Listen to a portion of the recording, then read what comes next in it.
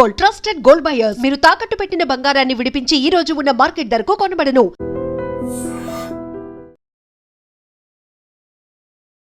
నమస్తే, welcome to I dream.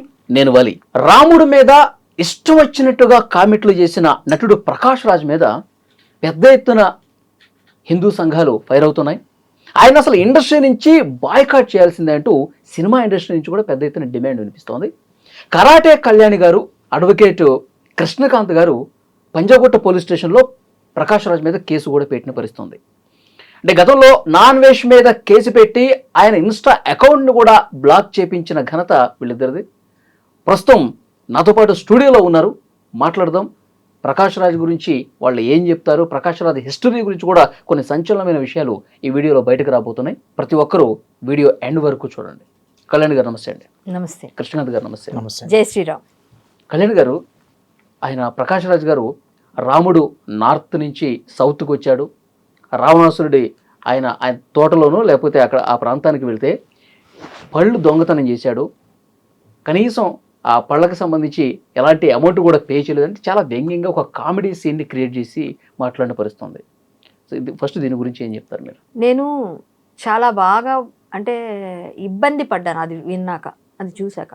ప్రతి ఒక్కరికి ఒక మనోభావాలు ఉంటాయి, ప్రతి ఒక్కరికి ఒక పెయిన్ ఉంటుంది. అంటే కొన్ని టచ్ చేస్తే పెయిన్ ఫీల్ అవుతాం. ఎందుకంటే రామాయణం అనేది ఆది కావ్యం. యత్క్రౌంచ మిథునాదేహం అవధీహి కామమోహితం అని మేము చెప్తూ ఉంటాం. రామాయణం ఎవరు రాశారు అంటే యత్క్రౌంచ మిథునాదేహం అవధీహి కామమోహితం అని వాల్మీకి మహర్షి 2 పక్షుల గురించి చూసి తర్వాత పుట్టిన ఆది కావ్యమే ఇది. అవి 2 చనిపోయిన తర్వాత అదంతా మనకు తెలుసు, పోయేవాడు, తర్వాత వాల్మీకిగా మారాడు. ఆయన రాసిన ఈ ఆది కావ్యం రామాయణం ఎప్పుడు వచ్చింది అదేనా ఆయనకి తెలుసా? 1,86,00,000 పూర్వం జరిగింది రామాయణం. త్రేతాయుగం 30,000 మిగిలి ఉండగా జరిగింది రామాయణం. 24వ మహాయుగంలో జరిగింది రామాయణం. ఇప్పుడు 28వ మహాయుగం. అంటే ఇప్పుడు మనం రామాయణం ఎక్కడ పుట్టింది, ఏం పుట్టిందంటే ఇదంతా కల్పితం అంటే ఇవన్నీ కల్పితాలా? మరి ఆది కావ్యమైన మన వాల్మీకి రాసిందని ఏమంటారు? అంటే ప్రతి ఊర్లో చిన్న చిన్న 10 ఇల్లులు ఉంటాయండి. 10 కొంపలున్న పల్లెనైన రామ భజన మందిరం ఉండి వరలుగాత అన్నారు. 10 ఇల్లులు ఉన్నప్పటికీ కూడా రామ భజన మందిరం కంపల్సరీ రామ భజన జరుగుతుంది. అంటే వాళ్ళందరూ పిచ్చోళ్ళ రామభక్తులందరూ. 500 సంవత్సరాల కిందట అయోధ్యలో జరిగిన ఆయన అడయాడిన నేలపైన కరసేవకులు వెళ్ళి ఇంత గట్టిగా చేసి ఈ రోజున అయోధ్య బాలరాముని నిర్మాణం అద్భుతమైన భవ్యమైన నిర్మాణం జరిగింది అంటే అందరూ మన మతిలోని వాళ్ళు ఎవరు ఉన్నారు ఇక్కడ? రామ భక్తులు అందరూ ఏమనుకుంటున్నాడు ఆయన? ఈయన ఒక్క ఆయనే తెలివైనోడు, తెలివితేటలు ఉపయోగిద్దాం, తెలివితేటలతో పాటుగా కొట్టేద్దాం, మన చరిత్రను వక్రీకరించేద్దాం అంటే ఏంటి? రావణాసురుడు వెళ్ళడమట, శూర్పణఖ వెళ్ళడమట, పళ్ళు తీసుకున్నారట, వీళ్ళు దొంగలించారు మన పళ్ళు, వీళ్ళు డబ్బులు కట్టాలని వీడు అనడమట. అనగానే $2,000 కట్టాలి, దానికి GST కట్టాలి, 18% GST అంట. అంటే GSTతో పాటుగా మరి మాకేమి డిస్కౌంట్ ఇవ్వని అడిగాడంట లక్ష్మణుడు. అడిగితేనంట నీకు 20% ఇస్తారంటే. పిచ్చి వాళ్ళు అంటే వినేవాళ్ళు ఏదో అంటారు చూసారా, ఏదో చెప్తే చెవిలో క్యాలీఫ్లవర్ కాదు ఇంకేమైనా కూడా పెడతారని, అలా ఉంది పరిస్థితి. లక్కీ అని పిలవడం. నెక్స్ట్ వలస కార్మికుల్లాగా ఎక్కడి నుంచి వలస వచ్చాడంట. అంటే రాముడు వలస కార్మికుడు అన్నట్టుగా చెప్తున్నాడు. అంటే రాముడు ఉత్తరాది నుంచి ఇక్కడ వలస వచ్చాడు అంటే ఈయన దక్షిణాది ఆయన ఉత్తరాది ఆయన ఏంటండి, ఏం చెప్తున్నాడు ఆయన? అసలు ఏమందాం అనుకున్నాడు అంటే మనుషుల్ని మనోభావాలతోని అన్నిటితోని ఆడుకుంటూ ఇతను ఒక పెద్ద పని చేశాడండి. మా లాయర్ గారు పోతిరెడ్డి కృష్ణకాంత్ గారి తాలూకా స్కిల్స్ నేను అప్రిషియేట్ చేయాలి. ఏంటంటే మేము ఎప్పుడు కూడా కలిసి పనిచేస్తుంటాం, ఇద్దరం BJP నాయకులం. ఆయన ఆంధ్ర, నేను తెలంగాణ, కలిసి పనిచేస్తున్నాం. ఈయన యాంటీ BJP, అది కూడా చెప్తున్నా. అంటే మేము రామ్ భక్తులతో పాటుగా పార్టీలో కూడా ఉన్నాం. నేను రామ్ భక్తురాల్ని, అలాగే కోర్ అంటే ఫ్యాన్ అంటారు చూసారా, కోర్ ఫ్యాన్ ఆఫ్ రామ, అంతే, రామాయణ. సో నేనేంటంటే అంత ఇదిగా రామనామంతో పెరిగిన వాళ్ళం మేము. ఇప్పటికీ రామనామంతోనే బతుకుతున్నాను, నేను హరికథలు చెప్తున్నాను. సో అలాంటి నేను రాముడు భక్తురాలుగా ఉండి ఒక రామాయణాన్ని ఆది కావ్యాన్ని అపహాస్యం చేస్తే ఎవరిని వదల, ఎవరు అపహాస్యం చేసిన. ఇంతకుముందు కత్తి మహేష్ మీద నేను గట్టిగా ఫైట్ చేసి కేసేసాను అనకూడదు, కానీ ఇప్పుడు లేడు కాబట్టి మనకు అనవసరం. కళ్ళు వేలిపోతాయని ప్రతి ఒక్కరు మాట్లాడడం కాదు, మేము కూడా చేసిన వీడియోలు ఉన్నాయి. అతను ఫస్ట్ పోయింది కళ్ళే పాపం యాక్సిడెంట్లో. అంటే మేము అతను పోవాలని మేము కోరుకోలేదు, ప్రతి భక్తుడు కోరుకున్నాడు. చూడండి, మనం కోరుకుంటే యూనివర్స్ ఇస్తుంది అంటారు చూసారు, అది జరిగిపోయింది ఆయనకి. అంటే ఆయన యాక్సిడెంట్లో పోయినా కూడా అలాగే పోయాడు పాపం. అంటే రాముడిని అన్నావురా, నీకు జరిగిందిరా అని ప్రతి ఒక్కరు పెట్టారు. అంటే అప్పుడు కామెంట్ లో కూడా కామెంట్ లో దేవుడు అంటున్నావు నీ కళ్ళు నీ పోతే కళ్ళు పోతే అన్నారు కదా. సహజంగా నేనైతే అంటారు వీడియో కదా. చేశాను, ఆ వీడియో చేశాను నేను ఎక్కడ రామోజీ ఫిల్మ్ సిటీ లో షూటింగ్ లో ఉండి చేశాను. ఇప్పటికీ నాకు మెమరీలో వస్తుంటది అప్పుడప్పుడు ఆ వీడియో. సో చెప్తున్నా, నేనే కాదు చాలా మంది ఇదే మాట, కళ్ళు పోయి ముళ్ళేరుకుంటామని ఎట్లాంటి డైలాగులు వచ్చాయి కింద డైలాగులు. పాపం అతనే కాకుండా రాముడు అన్న ప్రతి ఒక్కరికి పనిష్మెంట్ చూసాం మనం. కొన్ని పేర్లు ఎగ్జాంపుల్స్ చెప్పొచ్చు మనం. చాలా మంది ఉన్నారండి, కొంతమంది పాస్టర్స్ ఉన్నారు, అవన్నీ పేర్లు చెప్పడం ఎందుకు కానీ చాలా మంది ఉన్నారు. బట్ ఏంటంటే ఈయన కూడా అదే కేవకు చెందినట్టుగా అయిపోయాడు. ఈయనకు అలా జరగాలని నేను కోరుకోవట్లేదు, ఎందుకంటే నేనేమి అట్లాంటివన్నీ కోరుకునే మనస్తత్వం నాకు లేదు. కానీ పనిష్మెంట్ అయితే ఖచ్చితంగా రామ్ భక్తుడిగా మారాలని కోరుకుంటున్నాను ఈయన్ని. ఏంటంటే రామ్ భక్తుడిగా మారతాడు కూడా ఫ్యూచర్ లో, ఎవరికి తెలుసు. ఈయన యాంటోనీ అండి, అలియాస్ ప్రకాష్ రాజ్. సో నాస్తి కూడా లేకపోతే క్రిస్టియన్ ఆయన ఏంటన్నది తన ఐడెంటిటీ తను చెప్పుకోలేని స్థితిలో ఉన్న మనిషి. నేను క్రైస్తవుని అని చెప్పలేడు, నాస్తికుడు అని చెప్పలేడు, హిందువుని అని చెప్పలేడు. ఇప్పుడు ఏంటంటే మొత్తానికి మొన్న ముసుగు తొలగింది, వాళ్ళ అమ్మగారు చనిపోయినప్పుడు క్రిస్టియన్ అని బయటకు వచ్చింది, యాంటోనీ అని పేరు వచ్చింది. మన ఎవరు సూర్య గారు చెప్పగానే బయటకు వచ్చింది. ఆ వీడియో మీరు చూసే ఉంటారు ఈయన ఏంటి అన్నది. సో అది కూడా మనకు తెలిసింది. సో మనం ఏంటంటే ఈయన ఏంటన్నా చెప్పుకోలేని ఐడెంటిటీ లేని ఒక వ్యక్తివి నువ్వు మా రాముణ్ణి మా రామాయణాన్ని అపహాస్యం చేస్తావా? అందులో ఈయన ఏం చేశాడంటే నిర్దిగంట అని ఒక ప్రదేశాన్ని, ఒక స్కూల్ని ఏర్పాటు చేశాడు. ఎక్కడ? మైసూర్లో. ఆయన ఉద్దేశం ఇది మనం అప్రిషియేట్ చేయాలి. ఏంటంటే పిల్లలందరికీ, లేని పిల్లలు, తినడానికి తిండి లేని పిల్లలు, వాళ్ళందరినీ తీసుకొచ్చి అంటే అట్టడుగు స్థాయిలో ఉన్న వాళ్ళందరినీ తను ఒక మంచి స్థాయికి తీసుకురావాలి, నటుల్ని చేయాలి అని ఒక యాక్టింగ్ స్కూల్ అనుకోండి. అది కైండ్ ఆఫ్ యాక్టింగ్ స్కూల్. అన్ని నేర్పిస్తారు అక్కడ, నవరసాలు నేర్పిస్తారు. సో దాని పేరు నిర్దిగంట. సో అది ఆ నిర్దిగంట అనే ప్రదేశంలో, అది యాక్టింగ్ స్కూల్లో పిల్లలందరూ ఈ ప్లే చేస్తున్నారు. వాళ్ళు రాశారు, దానికి సూత్రధారి పాత్రధారి అన్ని ఈయన. బట్ ఆయన రాయలేదు, ఆయన చెప్పలేదు, కానీ వాళ్ళు రాశారు. ఈయన చెప్పకుండా, ఆయన అనకుండానే రామాయణం వాళ్ళు రాసేశారు. దాన్ని ఈయన ఎలా ప్రమోట్ చేస్తున్నాడు అంటే, ఇది నా కల్చరల్ పాలిటిక్స్, అంటే కల్చరల్ వేలోనే పాలిటిక్స్ చేస్తున్నాను నేను. అంటే రాముడు అంటే బీజేపీకి లింక్ చేస్తారు కదా మామూలుగా. జనరల్గా ఏంటంటే జై శ్రీరామ్ అంటే బీజేపీ మీరు అని అడుగుతారు ఫస్ట్. సో ఇప్పుడు ఏంటంటే రాముడు ఉత్తరాది లింక్ చేసి ఇవన్నీ చేసి వలస వచ్చాడు, ఇవన్నీ కలిపి వాళ్ళ మీద రుద్ది నువ్వు వాళ్ళ బ్రెయిన్ వాష్ చేసి, అంటే నువ్వు ఎట్లా అంటే ఒక విధంగా చెప్పాలంటే టెర్రరిస్టులు తయారు చేస్తున్నావు, యాంటీ హిందూస్ని తయారు చేస్తున్నావు.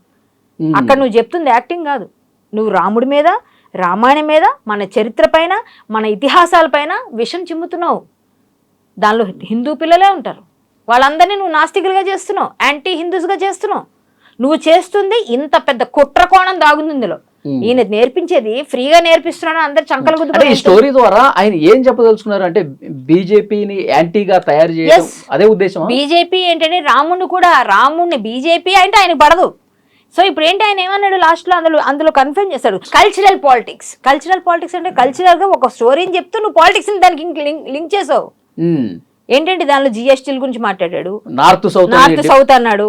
ప్లస్ ఏంటంటే లక్కీ గిక్కీ అని చెప్పేసి పిల్లలందరికీ అర్థం అవడానికి కొంచెం రాముడు రామ్స్ అనో లక్కీ అని ఇలాంటి డైరెక్ట్ గా రాముడినే ఒక పాలిటిక్స్ కి వాడుకోవటం అనేది నిజంగా పెద్ద ఎత్తున విమర్శలు వస్తాయి. ఒక మహాపురుషుడిని మనం కించపరిచినట్టు అవుతుంది, నేను బ్యాడ్ అయిపోతాను, ఇలాంటి ఆలోచన ఆయన బ్యాడ్ అవడమే కావాలి కదా. మీకు అసలు విషయం తెలుసా? మీకు ఆయన కామ్గా ఉన్నాడు అనుకోండి, కనిపించాడు ఎక్కడ. ఎవరిని గిల్లితే వస్తుంది ఆయన ఫేము? హిందువులు గిల్లాలి, రాముడి గురించి మాట్లాడాలి, బీజేపీ గురించి మాట్లాడితే యాంటీ హిందూ కాబట్టి ఆయనకు పేరు వస్తుంది. సో ఆయన వెనకాల ఉండే యాంటీ హిందూస్ అందరూ ఆయన సపోర్ట్ వస్తారు. ఇప్పుడు నేను పోస్ట్ పెట్టాను అనుకోండి, ఆయన సపోర్టర్స్ వచ్చి నాకు అందరూ తిడుతూనే ఉంటారు. సో వాళ్ళు తిట్టినంత మాత్రం నాకు ఏం కాదు, నా చిత్తశుద్ధితో నేను రాముడి కోసం పనిచేస్తున్నప్పుడు రాముడు నాకు దారి చూపిస్తూనే ఉంటాడు. ఇలా పోతిరెడ్డి కృష్ణకాంత్ గారు వచ్చి అందులో పాయింట్లను తీసి అందరూ రాసింది ఏంటి, ఆయన మాట్లాడాడు మాత్రమే అంటున్నారు. మా పాయింట్లు ఏముంది? నువ్వు పిల్లల్ని చెడగొడుతున్నావు, నువ్వు పిల్లల్ని చెడగొట్టడానికి నిర్దిగంట పెట్టావు, నిర్దిగంటలు ఇవన్నీ నేర్పిస్తున్నావు. నువ్వు నేర్పించాల్సింది నవరసాలు, యాక్టింగ్ నేర్పించు, ఈ యాక్టింగ్ కాదు, పాలిటిక్స్. ఆ నిర్దిగంట గురించి పూర్తిగా రీసెర్చ్ చేశారు అడ్వకేట్ కృష్ణకాంత్ గారు. సో ఏం తెలిసింది మీకు? అంటే ఇనీషియల్ గా ఇప్పుడు ఏదైతే ఈ ఇష్యూ అయిందో, సో అందరి హిందువులు మనోభావాలు ఎలా దెబ్బతిన్నాయో, ఆబ్వియస్లీ నా హిందూ ఒక బీయింగ్ ఏ హిందూ నా మనోభావాలు చాలా దెబ్బతిన్నాయి. సో ఇమీడియట్గా నేను కళ్యాణ్ గారు నేను మాట్లాడుకున్నాము, అసలు ఏంటండి ఇది చాలా దారుణం. ఇది ఆల్రెడీ మీకు తెలుసు, నేను కళ్యాణ్ గారి అన్వేషణ మీద కూడా ఇట్లా ఫైట్ చేసాం, ఎంత చేసాం. అది ఇంకా మేము పర్సూ చేస్తున్న తరుణంలోనే ఇలాంటిది రావడం, అండ్ ముఖ్యంగా హిందూ సమాజం అంతా ఉలికిపడే విధంగా. అంటే నువ్వు ఒక ప్రామినెంట్ యాక్టర్ అయి ఉండి ఒక కేరళ లిటరేచర్ ఫెస్టివల్ అనే చోట నీకు గెస్ట్గా పిలిస్తే నువ్వు అక్కడ సమయం సందర్భం లేకుండా రామాయణం గురించి ఇవన్నీ మాట్లాడాల్సిన అవసరం ఏంది? అండ్ రామాయణంలో అది కూడా పిల్లలు రాశారు. ఈయన ఒక ఆర్ట్ స్కూల్ ఇంక్యుబేటర్ అనేది ఒకటి పెట్టారు, దట్ ఈస్ నథింగ్ బట్ ఈ నిర్దిగంట. సో ఇదంతా నేను ఎప్పుడు కనిపెట్టానంటే అసలు ఇదంతా ఇష్యూ ఏంటని చెప్పి నేను మొత్తం ఆ video it's like more than 50 minutes పైన ఆ వీడియో ఉంటుంది. సో మొత్తం నేను చూడటం జరుగుతుంటే ఆయన అందులో ఈ మాట అంటాడు, నాదొక ఆర్ట్ స్కూల్ ఇంక్యుబేటర్ ఉంది, అదొక ప్రాజెక్ట్, నా చిన్న పిల్లలకి మేము థియేటర్ యాక్టింగ్ నేర్పిస్తాం, సో వాళ్ళు ఈ డ్రామా రాశారని చెప్పి ఇదంతా చెప్పుకుంటూ వస్తారు. సో అప్పటివరకు అందరూ ఏంటి, ఈయన రామాయణాన్ని డిస్టార్ట్ చేసి ఇలా మాట్లాడాడు, జుగుప్ సాగర్ వ్యాఖ్యలు చేశాడని అందరూ అంటున్నారు. కానీ నేను మొత్తం వీడియో చూసిన తర్వాత అసలు నిర్దిగంట అనేది ఈయన స్థాపించిందే 2023లో పెట్టారు ఈయన మైసూరు చుట్టుపక్కల ప్రాంతంలో. అక్కడ అది ఏంటి, అది పెట్టిన ఉద్దేశం మంచిదే, బడుగు బలహీన వర్గాలకు చెందిన పిల్లల్ని, కొద్దిగా యువకుల్ని, అందరి ఆల్ ఏజ్ గ్రూప్స్ వాళ్ళందరికీ ఎవరికైతే థియేటర్ యాక్టింగ్ అంటే ఇంట్రెస్ట్ ఉందో, ఈ డ్రామా అంటే ఇంట్రెస్ట్ ఉందో వాళ్ళందరికీ ఆ ట్రైనింగ్, ఆ స్కిల్ డెవలప్మెంట్ అంతా చేస్తారు అక్కడ. ఈయన టీం ఫౌండింగ్ మెంబర్ ఈయనే అందులో. సో వాళ్ళు ఆ పిల్లలతో ఈ డ్రామా ప్రొవోక్ చేస్తూ ఇది రాయిపించారు. సో అది చెప్తున్నాడు ఆయన క్లియర్గా, ఈ పిల్లలు రాశారు ఇట్లా, ఇది పిల్లలకి పాలిటిక్స్ కి సంబంధం ఏంటి అసలు? ఫస్ట్ సరే పొలిటికల్ గా నువ్వేదో రాసావు, అండ్ నీ భావజాలం వాళ్ళకెందుకు రుద్దుతున్నావు? అందరికీ తెలుసు ప్రకాష్ రాజ్ గారు ఒక లెఫ్ట్ వింగ్ సంబంధించిన భావజాలం ఉంది ఆయనకి, అండ్ అతిస్ట్ అని చెప్తాడు. కానీ మళ్ళీ బెంగళూరులో ఒక చర్చిలో క్రిస్టియన్ సంబంధించిన ఒక సెర్మన్ కూడా ఇవ్వడం ఉంది. నేను ఇవాళ రోజు ఎఫ్ఐఆర్ అది కూడా పెట్టా, ఆ వీడియో కూడా పెట్టా. మరి బెంగళూరులో ఒక చర్చిలో క్రిస్టియన్స్ మాత్రం చాలా మంచి మంచి సూపులు చెప్తున్నాడు. మరి హిందూస్ విషయం వచ్చరికి మాత్రం ఈ వ్యత్యాసం ఎందుకు? యాంటీగా ఇలా మోకరీ చేస్తూ ఇట్లా వ్యంగ్యంగా ఇలాంటి మా దేవుళ్ళని మాట్లాడతాం ఎందుకు? అది కూడా పెట్టా ఎఫ్ఐఆర్ లో. అట్ ద సేమ్ టైం అంటే అక్కడ ఉన్న పిల్లల్ని హిందువులకు వ్యతిరేకంగా, బీజేపీకి వ్యతిరేకంగా తయారు చేయడం ఉద్దేశం అట్లనే అనిపిస్తుంది. ఎందుకంటే నీ పొలిటికల్ ఐడియాలజీని ఆ బడుగు బలహీన వర్గాల పిల్లలు వాళ్ళు ఎవరైతే ఈజీగా వాళ్ళని ఇన్ఫ్లుయెన్స్ చేయొచ్చు. ఎందుకంటే వాళ్ళు లేని వాళ్ళు కదా, ఆల్రెడీ వాళ్ళు వచ్చిందే ఇతని దగ్గర ఏదో నేర్చుకుందాము, మంచిగా స్కిల్ డెవలప్ చేసుకుందామని వచ్చారు. అలాంటి వాళ్ళని ఈజీగా ఇంకా నువ్వు బ్రెయిన్ వాష్ చేయొచ్చు కదా లేని వాళ్ళని. సో అదే ఇక్కడ జరుగుతుందని అనిపిస్తుంది నాకు. ఇట్స్ లార్జర్ కాన్స్పిరసీ అనిపించింది నాకు అంత వీడియో చూసిన తర్వాత. అరే మన అందరం ఇతను కేవలం రామాయణం గురించి మాట్లాడుతాడు, తప్పుగా మాట్లాడనే విషయం మీద వెళ్తున్నాం, కానీ అసలు నిజమైన it's like A more larger conspiracy అనిపిస్తుంది. నేను నిర్దిగంట అనే అసలు ఏంటిది, ఏదో స్కూల్ ఇంక్యుబేటర్ అనేది ఏంటని నేను చూస్తే ఈ నిర్దిగంట ఇవన్నీ బయటకు వచ్చాయి. సో అక్కడ నేను కొన్ని వీడియోస్ కూడా ఇన్స్టాగ్రామ్ లో ఆయనే పెట్టుకున్నాడు. ఆయన పిల్లలు భవిష్యత్తులో వీళ్ళు ఒకవేళ సినిమాలు తీసే స్థాయికి వస్తే ఈ భావజాలంతో ఇలాంటివి యాంటీ హిందూ అండ్ ఈ లెఫ్ట్ వింగ్ సి ideology you may differ with our party. మా బీజేపీ పార్టీతో నీకు ఐడియాలజీ పరంగా మీకు ఇష్టం లేకపోతే మీరు డిఫర్ అవ్వండి, పొలిటికల్ గా ఫైట్ చేయండి, మేము ఎవరు ముద్దనట్లేదు. ఈ దేశంలో ఇది ఒక డెమోక్రటిక్ కంట్రీ, ఎవరు ఒపీనియన్స్ వాళ్ళకి ఉండొచ్చు. మీరు మా ఐడియాలజీ నచ్చకపోతే మీరు మాకు పొలిటికల్ గా ఫైట్ చేయండి. అంతేకాని చిన్న పిల్లలకి పాలిటిక్స్ కి సంబంధం లేదు, రిలీజియన్ కి సంబంధం లేదు, అలాంటి వాళ్ళకి నువ్వు ఒక డ్రామా నేర్పిస్తాను, ప్లే రైటర్ ఎలా రాయాలో నేర్పిస్తాను నెపంతో నీ భావజాలని వాళ్ళ చిన్న పిల్లల పసి హృదయాలకి రుద్దడం ఏంటి అన్నదే కదా మెయిన్ కాన్సెప్ట్. అక్కడ అది మాకు మెయిన్ కోపం వచ్చింది. అంటే చిన్న పిల్లలను ఎలా తయారు చేద్దాం అనుకుంటున్నావు? నీ భావజాలని వాళ్ళకి రుద్ది నీ ద్వారా నీ ఐడియాలజీని వాళ్ళకి రుద్దుతావు చిన్నప్పటి నుంచే. అండ్ చిన్న పిల్లలు సార్, చిన్న పిల్లలు చిల్డ్రన్ చెప్పాడండి వీడియోలో, చిల్డ్రన్ అని చెప్పాడు క్లియర్ గా, అన్ని ఏజ్ గ్రూప్స్ కి అందులో నేర్పిస్తారు. ఈ పర్టికులర్ డ్రామా మాత్రం చిన్నపిల్లలు రాశాడని చెప్పాడు ఆయన. అంటే మైనర్ బాలలు అన్నట్టుగా మీనింగ్ మరి ఆయన భాష ప్రకారం ఆ మైనర్ బాలలకి ఫస్ట్ ఆఫ్ ఆల్ జిఎస్టీలు ఇవన్నీ ఎందుకు తెలుస్తుందండి? నువ్వు చెప్పకుండా, నువ్వు ప్రొవోక్ చేయకుండా, నీ టీం చెప్పకుండా. సో ఆ విధంగా నువ్వే ప్రేరేపిస్తున్నావు, వాళ్ళు ప్రేరేపించి నీ యొక్క భావజాలను వాళ్ళకి రుద్దుతున్నావు. అది చాలా తప్పు కదా. వాళ్ళు ఇండిపెండెంట్ గా పెరగాలి, నువ్వు ఓన్లీ యాక్టింగ్ వరకే నేర్పేయాలి. నువ్వు ఏ భావజాలం అంతా వాళ్ళకి రుద్దకూడదు కదా. నువ్వు యాక్టింగ్ కోసం పెట్టుకున్న వాళ్ళని యాక్టింగ్ వరకే నేర్పేయాలి, డ్రామా రైటింగ్, ప్లే రైట్ ఎలా రాయాలో నేర్పేయాలి, అవి నేర్పేయాలి. అంతేగాని రిలీజియన్ పరంగా రిలీజియన్లోని క్యారెక్టర్స్ తీసుకొని ఇవన్నీ నువ్వు అది కూడా వాళ్ళని మంచిగా తీసుకున్నావు అంటే రాముని లక్ష్మణుని వేరే విధంగా, అదే వాళ్ళని వ్యంగ్యంగా తీసుకొని నువ్వు అలా వాళ్ళతో రాయపడం ఏంటి? నేను అదే ప్రకాష్ రాజ్ గారిని వాళ్ళ రోజు అదే నేను ఐ డేర్ హిమ్. ఇదే ఇట్లానే వేరే అన్యమత గ్రంథాల్లో కూడా మంచి దేవుళ్ళు ఉన్నారు, అందులో కూడా మంచి స్టోరీస్ ఉన్నాయి. మరి ఆ అన్యమతాలు ఖురాన్ లో గానీ బైబుల్లో గానీ మంచి స్టోరీస్ ఉన్నాయి, అందులో దేవుళ్ళని తీసుకొని నువ్వు ఇలాంటి డ్రామా రాయగలుగుతావు వ్యంగ్యంగా? I dare him. ఆయన రాయిపోగలుగుతాడు పిల్లలతో ఇట్లా? రాయడు. మరి కేవలం నువ్వు హిందూ మతానికి మాత్రమే యాంటీ హిందూగా ఎందుకు రాయిపిస్తున్నావు ఇట్లా వ్యంగ్యంగా? ఇదే కదా మా మెయిన్ క్వశ్చన్. నువ్వు పిల్లలతో ఎందుకు ఇలాంటి రాయిపిస్తున్నావు? అది కూడా పిల్లలతో ఎందుకు చేపిస్తున్నావు? నీ భావజాలను వాళ్ళకి ఎందుకు రుద్దుతున్నావు? మనందరికీ తెలుసు ప్రకాష్ రాజ్ గారికి ఫ్రెండ్స్ లిస్ట్ చూస్తేనే మనకు తెలుసు. ఆయనకి గౌరీ లంకేష్ గారు, లేట్ గౌరీ లంకేష్ గారు జర్నలిస్ట్, ఆవిడ చనిపోయారు. షీఈ్ ఎ లెఫ్టిస్ట్ ఐడియాలజీ భావజాలం ఉన్న వ్యక్తి.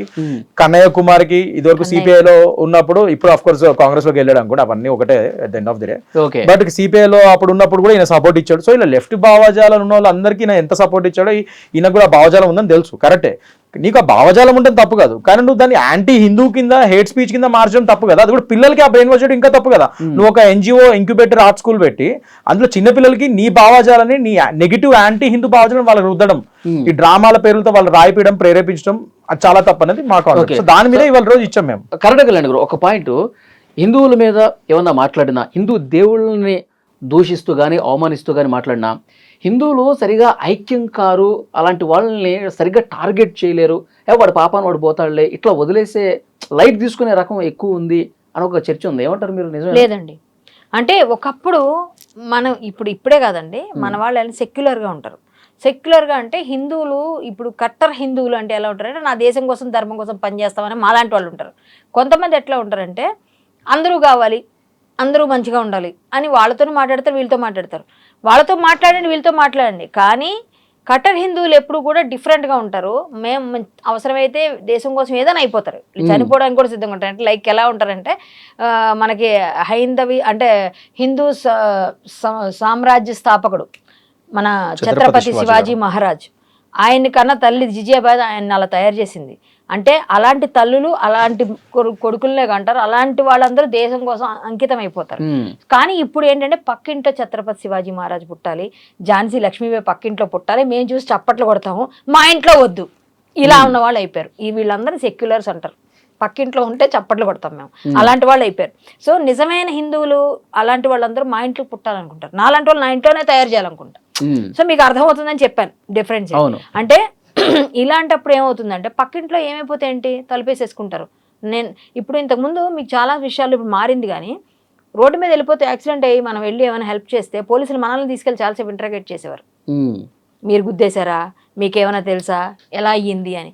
ఆ విధంగా అవడంతో ఏం చేశారు, చాలామంది చచ్చిపోతున్నా చూడకుండా వెళ్ళిపోతుండేవారు. ఎందుకు మనం వెళ్తే 2-3 గంటలు కూర్చోబెడతారు, తెల్లవారుదా కూర్చోబెడతారు, మనల్ని ఇంటరాగేట్ చేస్తారు. అప్పట్లో అదే నడిచింది.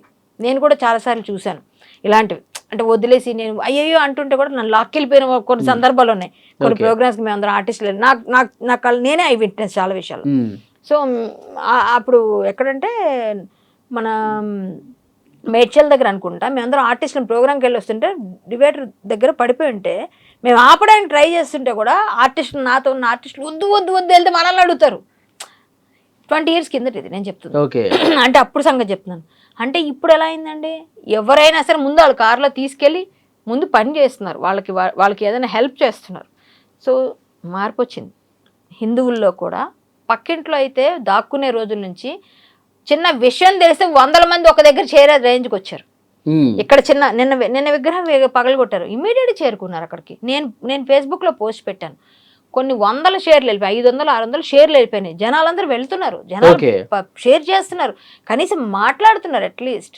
ఇంతకు ముందులా లేదండి. యూనిటీ లేకపోతే యూనిటీ లేదన్న వాడికి యూనిటీ లేదేమో, మాకైతే యూనిటీ ఉంది, మేము ఒక్క పిలిపిస్తే వచ్చేస్తారు. ఇప్పుడు అంతేందుకు, పిలిపిస్తే వస్తారు. కాబట్టి మొన్న ఆకివీడులో రామాలయం విషయంలో నేను కొన్ని హిందూ సంస్థలు నేను వస్తున్నానని పిలిపించి వెళ్ళాను. నన్ను అక్కడ కైకులూరులోనే 20 కిలోమీటర్ల ముందే పోలీసులు అరెస్ట్ చేసేసారు. మీరు రావద్దు అని చెప్పారు. మేము వెళ్తామండి, ఒకసారి పిలిపించాక ఆగమని చెప్పాం, వెళ్ళాం. కైకులూరుకు ముందు 20 కిలోమీటర్లు 30 కిలోమీటర్ల ముందే మమ్మల్ని ఎలా పట్టుకున్నారు, ఎలా ట్రేస్ చేశారు, మేము ఫోన్లో ఆఫ్ చేసేసాం, చాలా చేసాం, వాళ్ళ ప్రయత్నాలు వాళ్ళు చేసేసారు. అంటే ఇంతమంది వచ్చేస్తారు మీరు వస్తే అని చెప్పేసి మొత్తం అందరినీ ఆపేశారు కదా. అంటే వాళ్ళకి ఇది ఎందుకు వచ్చింది, ఒక పిలిపిస్తే వస్తున్నారు, ఇప్పుడు పిలిపిస్తే వస్తారు జనాలు. అలాంటి పరిస్థితి ఇప్పుడు హిందూ సమ్మేళనం అవుతుంది, మేము వెళ్ళి మాట్లాడుతున్నాం. సో జనాలందరినీ ఏకీకృతం చేస్తున్నాం అందరినీ. ఎందుకు అంటే హిందువుల్లో ఇంతకు ముందు కన్నా బాగా యూనిటీ పెరిగిపోయింది, హిందువులలో లేదు అన్న యూనిటీ పెరిగింది. ప్రకాష్ రాజ్ వ్యాఖ్యల మీద ఏమైనా చర్చ జరుగుతుందా? అయ్యో ఢిల్లీలో అయిపోయింది కేసులు, ఎక్కడ వివిధ ప్రాంతాల్లో ఆయన పైన ఇప్పుడు మా విమర్శలు ఆంధ్రప్రదేశ్ లీడర్ భానుప్రకాష్ రెడ్డి గారు కూడా 100 crores ఇది డిఫమేషన్ చేశారు, పరువు నష్టం. ఆయన చెప్పినట్టుగా భానుప్రకాష్ రెడ్డి గారు తిరుపతిలో, ఇది ఢిల్లీలో జరుగుతుంది, అలా ఢిల్లీలో జరిగింది, మళ్ళీ ఇక్కడ మనం వేసాం, ఇంకా ప్రతి ప్రదేశంలోనే వేస్తున్నారు. ఇవాళ నేను ఆల్రెడీ మీకు చూపిస్తాను, పంపిస్తాను కావాలంటే. మా గ్రూప్లో కూడా ఒక ఆయన, ఒక హిందూ సంస్థ ఆయన ఉన్నాడు, శివాజీ సార్, ఆయన కూడా రెడీ చేసి ఈరోజు రేపు అన్ని సంస్థలు ఎవరికి వాళ్ళ ప్రదేశంలో, వాళ్ళ ఏరియాలో, వాళ్ళ తార్నాక, ఒకళ్ళది ఇంకొకళ్ళు మల్కాజ్గిరి ఇలా ఉన్నారనుకోండి, వాళ్ళందరూ వెళ్ళి అక్కడ కూడా పెడదామని రెడీ చేసుకున్నారు. ఎందుకు లేదంటారు, ఎందుకు వెలువెత్తట్లేదు, ప్రతి ఒక్కరు మాట్లాడుతున్నారు. ఈ రోజు నేను పెట్టబట్టే కదా మీకు తెలిసింది ప్రకాష్ రాజ్ గారు ఇలా మాట్లాడారు. ప్రకాష్ రాజ్ గారు అనే కాదండి, ఎవరు మాట్లాడినా సరే అందరూ వస్తారు. అక్కడ ప్రకాష్ రాజ్ అనే వ్యక్తి తెలిసిన వ్యక్తి అయిపోయారు, కానీ అతను కాకపోయినా ఆయన లెఫ్ట్ భావజాలం కాబట్టి ఆయన మమ్మల్ని అందరినీ కృష్ణకాంత్ గారు ఏమన్నా జరిగే అవకాశం ఉందా? అంటే అన్ని పోలీస్ స్టేషన్స్ లో కేసులు నమోదవుతున్నాయి, ఆయనకి ఏమన్నా ఒరిగేది ఉందా లేదా? అంటే ఒరిగేది ఒరకపోవడం కాదండి. At the end of the day మాకేం కళ్యాణ్ గారు అన్నట్టు మాకేం పర్సనల్ గా ఆయన మీద ఏం లేదు. మీరు మాట్లాడిన పద్ధతి అండ్ చిన్నపిల్లలకి మీరు ఆ విధంగా అలాంటి డ్రామాలు రాయిపించే విధంగా మీరు ప్రేరేపించడం, ఇవి మేము తప్పుపడుతున్నాం. ఒక యాంటీ హిందూ ఒక ఐడియాలజీ ఎందుకు మీరు ప్రొపగేట్ చేస్తున్నారో చాలా తప్పు కదా. మీకు భావజాలం డిఫరెన్సెస్ ఉంటే అది మీరు పొలిటికల్ గా చూసుకోండి. అండ్ నేను చెప్పినట్టు ఆ వీడియోలో 40th minute 7th second ఆయనే ఒప్పుకున్నాడు, కన్ఫెస్ చేస్తాడు ఆ వీడియోలో. That is the cultural politics I'm doing with my play అన్నాడు ఆయన. అది నేను రాసే ఎఫ్ఐఆర్ లో కూడా. సో క్లియర్ గా అంటే నేను నా కల్చరల్ పాలిటిక్స్ ఇలాంటి డ్రామాల ద్వారా నేను చేస్తాను, that is my way of doing cultural politics అని ఒప్పుకుంటున్నాడు ఆయన.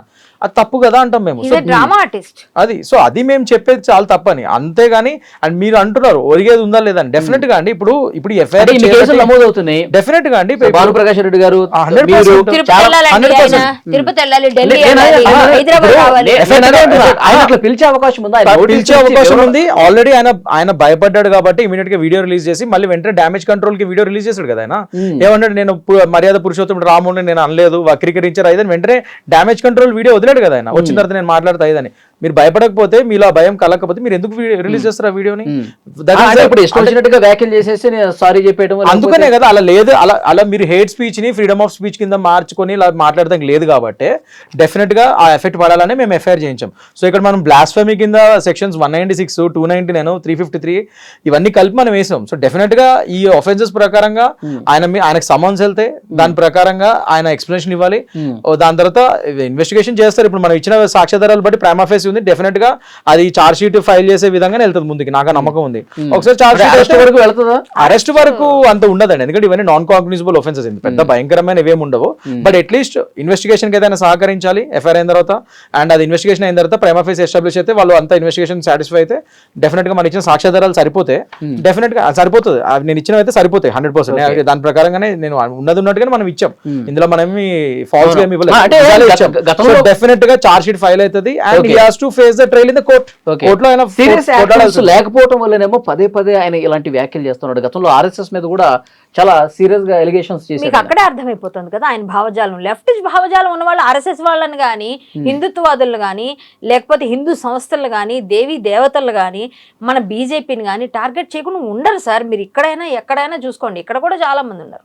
మన వాళ్ళందరి పేర్లు అనవసరం, ఇప్పుడు నాకు వాళ్ళందరి పేర్లు తీయాల్సిన అవసరం నాకు లేదు, కానీ చాలా మంది కుప్పలు తెప్పలు ఉన్నారు. వీళ్ళందరూ ఒకటి. గౌరీ లంకేష్ గారు ఆయన పేరు చెప్పారు, ఆవిడ లేరు ఇప్పుడు, కాబట్టి ఆవిడ గురించి మనం మాట్లాడకపోయినా ఆవిడకి కూడా వీళ్ళందరూ ఫ్రెండ్స్. సో వీళ్ళందరిది ఒకటే మూస టైప్ ధోరణి. సో మనం వీళ్ళని ఎంత చెప్పినా, ఇప్పుడు పాము తన తాలూకా స్వభావాన్ని మార్చుకుంటుందా? మీరు పాలు పోసి పెడతారు, పాలే పోస్తారు, మీరు తాగింది పాలు, నీళ్లు పెట్టండి, పాలు పెట్టండి, గుడ్డు పెట్టండి, ఇంకేమైనా పెట్టండి, అది కొంచెం కోలుకోగానే ఒక్కటేస్తుంది కదా, సేమ్ అంతే. సేమ్. కళ్యాణ్ గారు, మీరు మనస్ఫూర్తిగా నిజం చెప్పండి. నేను ఒక వీడియోలో విన్నాను, ప్రకాష్ రాజ్ గారు మిమ్మల్ని ఒక సినిమా షూటింగ్ లో అవమానించారు, మీరు చాలా బాధపడ్డారు. ఇది నాకు తెలిసింది, ఒక వీడియోలో నేను పర్టికులర్గా అంటూ చూశాను, కానీ ఏం జరిగింది అనేది కూడా చెప్పలా. సో ఈ వీడియోలో అసలు ఏం జరిగింది? ప్రకాష్ రాజ్ గారి మీద మీ హిందూ సంఘాలన్నీ కూడా ఆయన వైఖరి మార్చుకోవాలని చెప్పేసి అంటూ ఉన్నారు, కేసులు నమోదవుతున్నాయి కాబట్టి. ఇప్పుడైనా మీరు బయట పెట్టండి, ఏం జరిగింది, మిమ్మల్ని ఎట్లా అవమానించారు ఆయన? అంటే ఇప్పుడు నేను పర్సనల్గా ఇవన్నీ చెప్పడం అవసరం లేదండి. యాక్చువల్గా అప్పుడు అసోసియేషన్ టైంలో మేము మాట్లాడాల్సింది. అప్పుడు కూడా ఆయన అడిగారు, మా ప్రెస్ అడిగారు ఆయన్ని, నేను ఇట్లా మాట్లాడానని. కానీ ప్రెస్ అడిగినా కూడా ప్రెస్ వాళ్ళకి నేను అప్పుడు కూడా నేను రివీల్ చేయలేదు. ఎందుకు చేయలేదు అంటే అంత అవసరం లేదనిపించింది నాకు. ఇప్పుడు నేను అప్పుడు జరిగింది అంటే ఆయనకు కూడా గుర్తుండదేమో, ఎందుకంటే ఆయన పెద్ద ఆర్టిస్ట్ కదా అప్పుడు, ఇప్పుడు ఎప్పుడు. ఎందుకంటే ఒకటండి, ఆయన థియేటర్ నుంచి వచ్చారు, తర్వాత గుప్పెడి మనసు అనే సీరియల్ మేము చిన్నపిల్లలుగా ఉన్నప్పుడు చూసాం. మేము అది విజయనగరంలో ఉన్నాను, ఇంకా రానే రాలేదు ఇండస్ట్రీకి నేను. అప్పుడు గుప్పెడి మనసులో వచ్చారు గీత గారు, ఈయన కలిసి. మంచి ఆర్టిస్ట్, ఈయనకి మేము ఫ్యాన్సే. అప్పుడు మంచి ఆర్టిస్ట్గా ఆయనకి ఎవరు ఫ్యాన్స్ కారు, అందరూ మంచి ఆర్టిస్ట్ అంటే అందరూ అప్రిషియేట్ చేస్తారు. సో అప్పటి నుంచి అలా సీరియల్స్లోకి వెళ్ళి, సీరియల్స్ నుంచి సినిమాల్లోకి వచ్చి ఆయన ఒక స్టేజ్కి వచ్చారు, ఒక రేంజ్కి వచ్చారు. ఎవరికైనా అవసరమైతే హెల్ప్ చేస్తుంటారట. అది మంచి పనులు, అవన్నీ మనం అప్రిషియేట్ చేయాలి ఎవరైనా. అలాంటివన్నిటికి మనం ఎప్పుడు సపోర్ట్ చేయాలి. కానీ ఆయనకి చిన్న ఆర్టిస్టులు అంటే కొంచెం ఏదైనా అప్పుడప్పుడు వచ్చిన వాళ్ళంటే ఒక చిన్న చూపు కూడా నేను చూసాను ఆ రోజు నా విషయంలో. సో అది విద్యార్థి అనే సినిమా షూటింగ్ అది మాకు ఎక్కడ అంటే రామానాయుడు స్టూడియోలో జరుగుతుంది. ప్రకాష్ రాజ్ గారు మీరు అప్పుడు అడిగారు, అది మీకు గుర్తుందో లేదు, ఇప్పుడు నేను చెప్తున్నది మీరు గుర్తుపెట్టుకోండి, గుర్తు చేసుకోండి ఒకసారి. సో విద్యార్థి అనే షూటింగ్ అది మన సూపర్ గుడ్ మూవీస్ వాళ్ళ అబ్బాయిది అనుకుంటా, అబ్బాయి హీరో అనుకుంటా ఆ సినిమా. సో అందులో అప్పుడు నేను అన్నీ వచ్చిన కొత్తలో కాబట్టి నేను అన్ని వ్యాంపిష్ కామెడీ క్యారెక్టర్స్ చేస్తున్నాను. సో అందులో ఒక రోల్ ఉంటుంది ఆయనకి నాకు, మొత్తం బస్ స్టాప్ దగ్గర ఉంటుంది.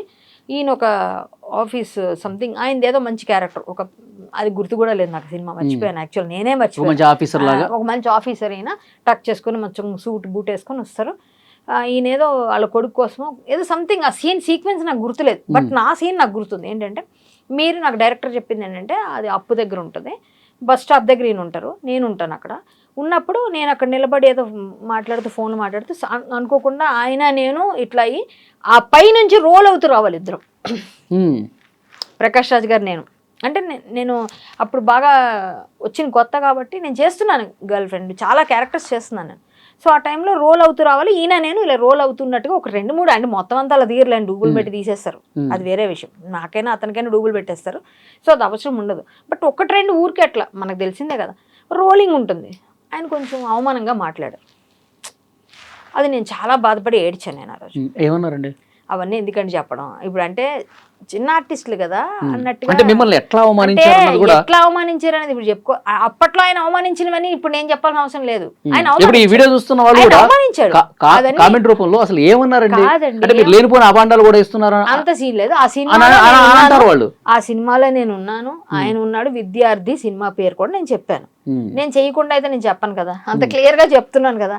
సో ఇదా అదా అన్నట్టుగా సింగులర్ మాటలతో మాట్లాడడం ఇట్లాంటివన్నీ చేశారు. అంటే అది నాకు బాధ అనిపించింది. ఇప్పుడు యాక్చువల్గా నేను ఒక హరికథ కళాకారిని, నేను ఒక మంచి ఆర్టిస్ట్ని. నేను సినిమా ఇండస్ట్రీకి వచ్చిన కొత్తలో నాకు బ్యాక్ బోన్ ఎవరు లేరు, నాకేం బ్యాక్ సపోర్ట్ లేరు. నేను ఇండస్ట్రీకి వచ్చిన తర్వాత నేను నా స్వయం శక్తితో నేను ఎదిగాను. నేను డైలాగ్ డెలివరీతోనో లేకపోతే బాగా చెప్తుంది అమ్మాయి ఏదైనా చెప్పంగానే ఇమీడియట్ సింగిల్ టేక్ ఆర్టిస్ట్లా చేస్తుందన్న పేరుతో నేను ఎదిగాను తప్ప నేను ఎవరిని పైరవీలు చేసి వీళ్ళని అడుక్కొని ఎదగలే ఇప్పటిదాకా. ఓపెన్గా చెప్పాలంటే ఇది నిజం, ఎప్పుడు చెప్తాను ఇప్పుడు చెప్తాను. సో నేను అలా ఎదిగినప్పుడు నా దమ్ము నాకుంది, నేను ఇప్పటికీ దమ్ముగా ఉంటాను, ఎందుకంటే నాకు టాలెంట్ ఉంది. నేనేమి బెగ్ చేయలేదు, ఇప్పటికి కూడా నాకు సినిమాలు అయితే నేను బెగ్ చేయను, నేను అడగను, ఎప్పటికీ ఒక్కళ్ళని అడగలేదు. అడిగితే ఎవరెవరు నాకు సినిమాలు, కానీ ఎందుకంటే నాకు టాలెంట్ ఉండి నేను అవసరమైతే ఆ సినిమాకి వాళ్ళే నన్ను గుర్తుపెట్టుకుంటారు అనుకుంటాను తప్ప నేను అడగపోతే అమ్మాయినే తెలుసు.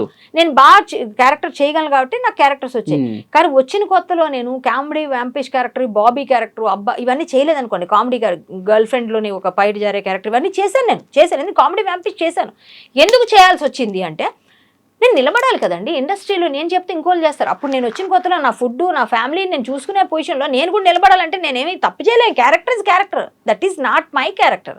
సో నేను సినిమాలు దేవుడు అని ఉన్నాను. అలా అని చెప్పేసి ఒక అమ్మాయి క్యారెక్టర్ చేస్తే ఆ అమ్మాయి మీ పక్కన నిలబడితే ఇదే అదే అంటే ఎట్లా ఉంటుందండి? వేరే విధంగా మాట్లాడుతూ అంతకుముందు అవమానిస్తే 10 మందిలో మిమ్మల్ని ఒక ఆర్టిస్ట్ లేడీ ఆర్టిస్ట్ బిహేవ్ ఎలా చేయాలో కూడా తెలియదు ఆయనకి. ఎలా బిహేవ్ చేస్తాడు ఆయన చిన్న ఆర్టిస్టులు అన్న కొంతమందితోని చాలా చీప్గా బిహేవ్ చేస్తే నువ్వు పెద్ద ఆర్టిస్ట్, నువ్వు ఎక్కడి నుంచి వచ్చావు, కింద నుంచే వచ్చావు, నువ్వు పెద్ద ఊడిపడిపోయావు పై నుంచి ఏమన్నా, అంతే కదా. సో అప్పుడు నేను చిన్న ఆర్టిస్ట్ కావచ్చు, నువ్వు పెద్ద ఆర్టిస్ట్ కావచ్చు. మేబీ ఒక లేడీకి ఇవ్వాల్సిన రెస్పెక్ట్ నువ్వు భారతదేశంలో పుట్టి అదే కానీ నిజమైన హిందుత్వవాదే ఉంటే ఆయన లేడీకి రెస్పెక్ట్ ఇస్తాడు. లెఫ్టిస్ట్ భావజాలం ఉంది, ఎవరిని పట్టించుకోరు, మేము పెద్ద ఇచ్చేస్తాం పెద్ద గొప్పలు అంటున్నావు కదా, ఎక్కడిచ్చావు మరి నాకు రెస్పెక్ట్? ఆ రోజు నువ్వు ఎక్కడిచ్చావు రెస్పెక్ట్ లేడీకి? నువ్వు ఇలేదు కదా.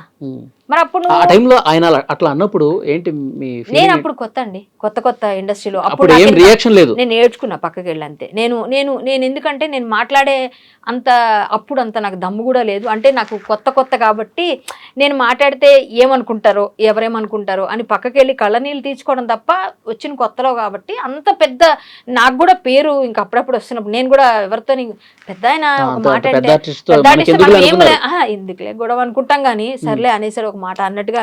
కానీ నన్ను నువ్వు అన్న కూడా ఎందుకంటే ఆంధ్రాలో అందరూ మీరు అంటారు జనరల్. నేను హరికథ కళాకారిని కదా, మనకి ఇక్కడ నువ్వు అంటారు తెలంగాణలో. వచ్చిన కొత్తలో నేను కొంచెం చాలా ఫీల్ అయ్యేదాన్ని, నాకు తెలియదు అది. ఇక్కడ తెలంగాణకు ఇప్పుడు ఇక్కడ నువ్వు మేడం ఇక్కడ అంటారు, అది మనకు అప్పుడు తెలియదు. స్టార్టింగ్ లో ఉన్నాను, ప్లస్ అక్కడ మీరు అండంతో ఆయన అదా కొంచెం చీప్గా మాట్లాడేశాడు. అయ్యో నేను ఎంత హరికథలు చెప్తాను, రామనామం చేశాను, అనవసరంగా సినిమాల్లోకి వచ్చానా, ఎందుకు ఇలా అనిపించుకున్నాను అని చాలా బాధపడిపోయాను అనమాట ఆ టైంలో. అంటే నేను చాలా సెన్సిటివ్, యాక్చువల్లీ సెన్సిటివ్, కానీ బయటికి గట్టిగా మాట్లాడతాం, అవన్నీ ఫైట్లు చేస్తున్నాం అంటే తర్వాత ఒక షెల్ వేసుకొని మనం ఫైట్ చేయడం అలవాటైంది. కానీ స్టార్టింగ్లో డేస్లో ఎలా ఉంటుంది, కొంచెం పెయిన్ వచ్చిందనమాట. అప్పటి నుంచి నేను ఆయనకి ఎప్పుడు ఈయన గురించి మాట్లాడాల్సి వచ్చినా అది నాకు ఆ ఇన్సిడెంట్ అయితే నాకు పోదనమాట మైండ్లోంచి. ఒకళ్ళు మిమ్మల్ని బాగా డీప్గా హర్ట్ చేస్తే మీకు ఎలా ఉంటుంది, సో నాకు అది ఉండిపోయింది. ఎప్పుడు నేను రివీల్ చేయలేదు. డీప్ గా హర్ట్ అయినప్పుడు నేను మీరు ఎవరితో షేర్ చేసుకోలేదు? ఎప్పుడు చేయలేదు. ఎవరు మా ఇంట్లో ఫ్యామిలీ మెంబర్స్ తో చెప్పాను.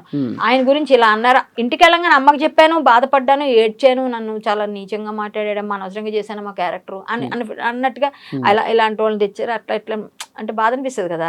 అంటే ఆయనకి ఏదో అవన్నీ వదిలేయండి, కానీ నాకు గుర్తు కూడా లేదు, మర్చిపోయాను నేను ఇప్పుడైతే ప్రెసెంట్ కాకపోతే మైండ్లో ఆ ఇన్సిడెంట్ ఉండిపోయింది.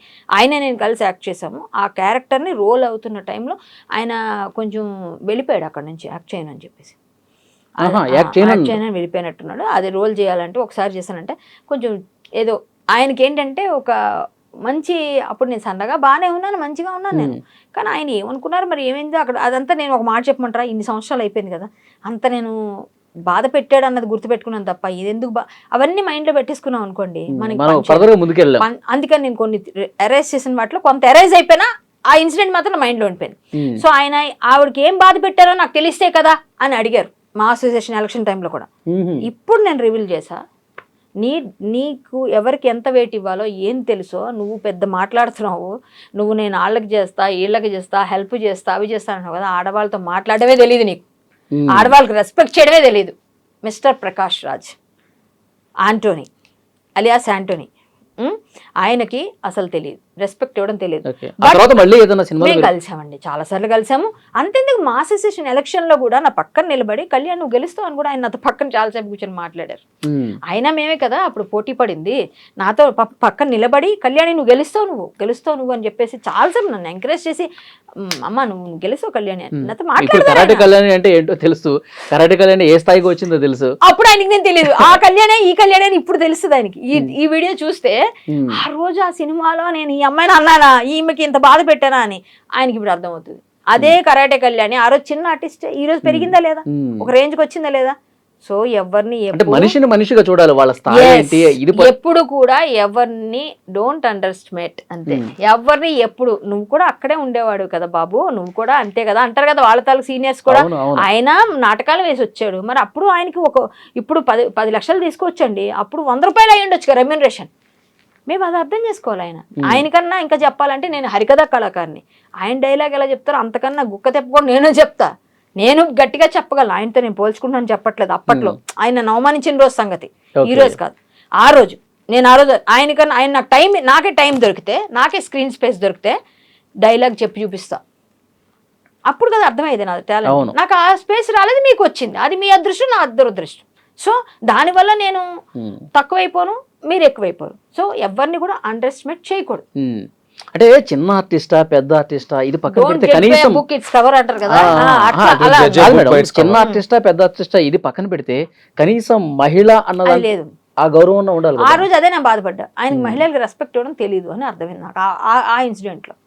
అంటే మీరు పెద్ద ఆర్టిస్ట్ అయితే, మీరు ఒక రేంజ్ లో ఉంటే వాళ్ళకంటూ ఒకటి ఇది ఉంది కదా, వాళ్ళు పెట్టినప్పుడు మీరు కొంచెం రెస్పెక్ట్ చేయాలి కదా, డైరెక్టర్కి, ప్రొడ్యూసర్స్కి, వాళ్ళకి వీళ్ళకి మీరు మాట్లాడే పద్ధతి కానీ అన్నీ ఉండాలి కదా, మీరు అది చేయలేదు. ఆ రోజు నేను ఫీల్ అయ్యాను. ఈ రోజు కరాటే కళ్యాణి మీ మీద ఫైట్ చేస్తున్నామే, కానీ అది గ్రడ్జ్తో మాత్రం కాదండి, నేను రాముడి కోసం, ధర్మం కోసమే. సో అది నేను ఇప్పటివరకు మీరు అడిగారు కాబట్టి నేను రివీల్ చేశాను, అయితే ఇంతవరకు ఎక్కడ నేను రివీల్ చేయలేదు. ఆయన మీద నాకేం గ్రడ్జ్ లేదు, ఆయన తర్వాత మాట్లాడారు, నేను కలిశాను. అది జనాన్ని కూడా అర్థమవుతుంది, ఎందుకంటే ఇప్పుడు నాన్ వెజ్ మీద మీరు కేసు పెట్టారు, ఎందుకు పెట్టారు? ఆయన కూడా హిందూ దేవుళ్ళని దూషించడమే కదా. నేను అతని మీద నాకేం అసలు ఆయన ఎవరో మొహం కూడా తెలియదు, ఈయన తెలుసు నాకు, ఆయన అది కూడా తెలియదు. అంటే నేను ధర్మం వైపు నిలబడతాను, ధర్మం కోసం పనిచేస్తాను. ఆయన ఏంటంటే ఆయన యాంటీ హిందూ భావజాలంతో ఆయన పనిచేస్తాడు. సో ఆయన మమ్మల్ని తిట్టొచ్చు, మేము ఆయన తిట్టొచ్చు, అది వేరే విషయం. కానీ నా రాముడిని, నా ధర్మాన్ని, ధర్మనిష్ట లేని వాడిని, ధర్మం గురించి మాట్లాడిన వాడిని, ధర్మం గురించి ఇంత నీచంగా ఎవరో రాస్తే దాన్ని నువ్వు ఒకరండి. ఇప్పుడు నేను ఒక మాస్టర్ ప్లేస్లో ఉన్నానండి, ఒక ప్లేస్లో. ఇప్పుడు ఈయన స్టూడెంట్కి జాయిన్ అయ్యారండి, ఈయన వచ్చి నన్ను అడిగితే నేను కొంచెం మెలకువలు చెప్పకుండా నన్ను చదివి ఎదిగిపోయి రాసేస్తాడు ఆయన. లేదు, నా దగ్గర మెలకువలు తీసుకుంటాడు కదా, ఆ మెలకువలు ఈయన తీసుకోకుండా రాసాడు ఆ స్ప్రే ఆయన, ఆ అబ్బాయి ఎవరో చెప్పండి, సింపుల్. అందులో గురువు చెప్పిందే పాటిస్తాడు అందులో కదా. చిన్న పిల్లలు అని చెప్తున్నాడు కదా, నా చిన్న పిల్లలకి అయితే డెఫినెట్ గా వీళ్ళ ప్రేరేపణ లేకుండా వాళ్ళు రారు కదా డ్రామా. సో నువ్వు రామాయణం క్యారెక్టర్స్ తీసుకొని రాసే విధంగా నువ్వు ప్రేరేపించబట్టే కదా వాళ్ళు రాశారు ఆ చిన్న పిల్లల డ్రామా. కల్చరల్ పాలిటిక్స్ అని కూడా చెప్పారు కదా ఆయన, అదే కదా మేము చెప్పింది. సో నువ్వే ఇట్స్ లార్జర్ కాన్స్పిరసీ లాగా ఉంది ఇది. చిన్నపిల్లలు మీరు మీ భావజాలను రుద్దడం ఏంటి, ఇది యాంటీ హిందూ కింద మీరు చేయడం ఏంటి, చాలా తప్పు కదా. అంటే మీరు డ్రామా నేర్పిస్తారని నెపంతో ఇవన్నీ చేస్తున్నారు అనేది అక్కడ కాన్సెప్ట్ అక్కడ. అండ్ దట్టు మీరు అక్కడ చూస్తే వెన్యూ కూడా ఇట్స్ కేరళ లిటరేచర్ ఫెస్టివల్. దాని ఎవరి ఆధ్వర్యంలో జరిగింది అక్కడ ఉన్న ఎల్డిఎఫ్ గవర్నమెంట్, కేరళ గవర్నమెంట్ ఆధ్వర్యంలోనే కదా జరిగింది. లెఫ్ట్ డెమోక్రటిక్ ఫ్రంట్ అది కంప్లీట్ కమ్యూనిస్ట్ పార్టీ. సరే ఓకే, కమ్యూనిజం మీ భావజాలము మంచిది, ఎవరి ఐడియాలజీస్ వాళ్ళవి, మీరు మమ్మల్ని పొలిటికల్ గా ఫైట్ చేయండి, తప్పులేదు, నేను అదే అంటున్నాం కదా. కానీ చిన్న పిల్లల్ని పాలిటిక్స్ కి ఉపయోగించుకోకండి, మీ కల్చరల్ పాలిటిక్స్ అనే నెపంతో చిన్న పిల్లల్ని ఉపయోగించుకోండి, అస్సలు ఉపయోగించకండి. అండ్ యాంటీ హిందూ భావజాలను అదొకటే మా బాధ. దట్ ఈస్ ఎగ్జాక్ట్లీ మా ఫైట్ దాని గురించే. నువ్వు చిన్న పిల్లల్ని నీ యొక్క పొలిటికల్ యాంటీ హిందూ భావజాలని పిల్లల్ని ఉపయోగించుకొని నీ పాలిటిక్స్ కి, మీ కల్చరల్ పాలిటిక్స్ కి ఉపయోగించకండి అన్నది మా మెయిన్ ఫైట్ ఇక్కడ. ఓకే, మీరు నాన్ వెజ్ మీద కూడా కేసు పెట్టారు, అతని అకౌంట్స్ కూడా బ్లాక్ చేయించారు. అంటే 2 days బ్లాక్ అయినాయండి. దాని తర్వాత మళ్ళీ ఆయన ఇన్వోక్ చేసుకున్నాడు. అతనికి గట్టి కౌంటర్ ఒక అడ్వకేట్ గా మీ సైడ్ నుంచి. దాని తర్వాత ఎల్ఓసి ఇష్యూ చేయించారు. ఇప్పుడు ఎల్ఓసి ఇంకా యాక్టివ్ ఉంది. లుకౌట్ సర్క్యులర్ ఇష్యూ చేయించాం అతని మీద. ఇండియాలో దిగితే 100% అరెస్ట్ అవుతాడు అతను. నాట్ ఓన్లీ ఇండియాలో ఎక్కడ దిగినా ఈ విల్ బి అరెస్టెడ్. ఇంకా ఫ్యూచర్ లో ఇంకా దాన్ని ఇంకా పర్సూ చేస్తాం. ఇంకా అది ఇంకా అయిపోలేదు, ఇంకా దాన్ని కూడా మేము ఇంకా ఫర్దర్ గా పర్సూ చేస్తున్నాం. యూట్యూబ్ బ్యాన్ చేయడానికి ప్రయత్నాలు అయితే చేస్తున్నాం. ప్రయత్నం యూట్యూబ్ అవ్వాలి కదా, ప్రొసీజర్ కొద్దిగా టైం పడుతుంది, but we will do that. Slowly will get there. కొంచెం లేట్ ప్రాసెస్, ఎందుకంటే వెంటనే రాదు కదా, అది చిన్న విషయం కాదు. ఓకే, యూట్యూబ్ బ్యాన్ చేసే దాంట్లో భాగంగా మీరు గట్టిగా పనిచేస్తున్నారు. అయితే ప్రకాష్ రాజ్ని ఇండస్ట్రీకి బ్యాన్ చేసే పరిస్థితి ఉందా లేదా? ఇప్పుడు ఇది మేము మంచు విష్ణు గారు కూడా నేను ఇచ్చానండి ఒక వినతి పత్రం లాగా. మేము ఆల్రెడీ అన్ని సంఘాలు కలిసి రేపు శనివారం కూడా వెళ్తున్నాం, టైం తీసుకున్నాం అయింది. నేను ఆల్రెడీ మా అసోసియేషన్ ఇప్పుడు జాయింట్ సెక్రటరీ ఆఫ్ నేను, సో అందులో ఉన్నాను కాబట్టి మా గ్రూప్లో పెట్టాను. నేను మంచు విష్ణు గారికి మాట్లాడాను, సార్ ఇట్లా ఉంది పరిస్థితి, మాకు చాలా కాల్స్ వస్తున్నాయి, నన్ను అందరూ అడుగుతున్నారు, మీరు కూడా ఒకసారి దీనిపైన ఆలోచించండి, అందరితో పెద్దవాళ్ళతో మాట్లాడండి, మాకు ఒక డిసిప్లినరీ కమిటీ ఉంది, చాలా మంది ఉన్నారు కదా, అందులో మీరు మాట్లాడండి అంటే మాట్లాడిన కళ్యాణి గారు పెద్ద సినిమాలు 2-3 సినిమాల్లో ఆయన ఆల్రెడీ ఉన్నారు, వాళ్ళు ఇబ్బంది పడతారు ఈయన మాట్లాడిన దానికి, వాళ్ళందరికి కూడా మనం చేయలేము కదా, సో దానివల్ల ఇప్పుడు మనం ఇమీడియట్గా చేయలేమేమో అని చెప్పారు మంచు విష్ణు గారు. అంటే ఇప్పుడు మనం ఇదంతా అంటే ఆయన ఎలా బిహేవ్ చేసినా ఇండస్ట్రీలో ఆయనకి ఏమీ కాదు, ఏమీ పీకలేరు అన్నట్టుగా ఉందా ఆయన భావజాలం ఏమన్నా? ఏమో మరి అలాగే అనుకుంటున్నాడేమో. అంటే నేను ఒక పెద్ద మోనార్క్ అని, నన్ను ఎవరో మోసం చేయాలని డైలాగ్ ఉంది కదా, గతంలో కూడా చాలా సార్లు వచ్చినాయి అట్లానే ఇప్పుడు తయారయ్యాడు ఆయన. అంటే ఇప్పుడు ఆయన ఏం చేసినా ఏం జరిగింది, ఆయన మీద ఎన్నో ఆరోపణలు వచ్చినా ఉన్నాయి, బాగా కాంట్రవర్షియల్ పర్సన్, అది తెలిసిన విషయం మనకి. సో ఆయన మన కొంతమంది ఉన్నారు కదా, కొన్ని జీవులు ఉన్నాయి, ఆ జీవులన్నీ వేరు డిఫరెంట్, ఆ జీవుల్లోని ఈ జీవి కూడా. సో విషయం ఏంటంటే ఆయన బట్టి కొన్ని ఒక పెద్ద ప్రాజెక్ట్స్, భారీ ప్రాజెక్ట్స్లో ఆయన ఉన్నప్పుడు వాళ్ళకి ఇబ్బంది కలిగించడం కూడా ఒక తప్పు. ఒక అసోసియేషన్ ఎప్పుడైనా ప్లస్ అవ్వాలి ప్రొడ్యూసర్స్కి, అంతేగాని వాళ్ళని ఇబ్బంది పెట్టడం కాదు కదా. ఒక ఆర్టిస్ట్ తప్పు చేస్తే ఈ 2 అయిపోయినాక నెక్స్ట్ ఏమన్నా కొన్ని రోజులని పెడతారా, లేకపోతే వినతి పత్రాలని అప్పుడు ఆలోచిస్తారా, నెక్స్ట్ ఇప్పుడు ఎలాగో మా అసోసియేషన్ కమిటీ అయిపోయి నెక్స్ట్ కమిటీ రావచ్చు, మే తర్వాత జూన్ తర్వాత ఎవరో ఒకరు కొత్త కమిటీ వస్తారు, ఎందుకంటే చాలా రోజులు అయింది కాబట్టి మారచ్చు మేబీ. కమిటీ మారేటప్పుడు లేకపోతే ఆయన మళ్ళీ వచ్చి పోటీ చేస్తానంటాడా, లేకపోతే మొన్న లాస్ట్ టైం పోటీ చేయనట్టు ఇప్పుడు ఆయన వస్తాడా రాడా, లేకపోతే వేరే వాళ్ళు వస్తారా, లేకపోతే ఎనానిమస్ అవుతుందా, ఏం తెలియదు మాకు.